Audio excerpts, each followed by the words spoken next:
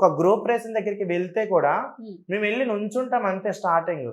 అంటే మా వాళ్ళు ఏంటంటే మాకంటూ ఒక రూల్ ఉంది.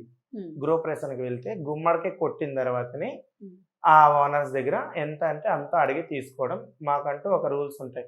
గుమ్మడికాయ కొట్టక ముందు మేము తీసుకోము. గుమ్మడికాయ కొట్టాక తీసుకుందాం. వెళ్ళి అడుగుతాం.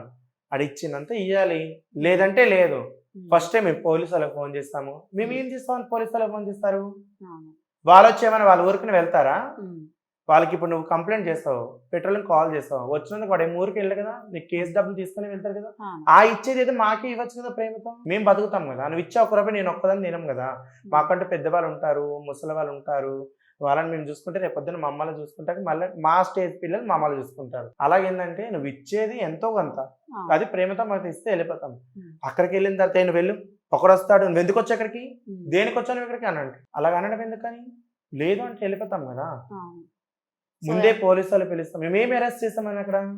మేమేం దొంగతనం చేస్తామా, లేదంటే అక్కడికి వెళ్ళి ఏమైనా లంచతనాలు చేస్తామనా? అలాగంటే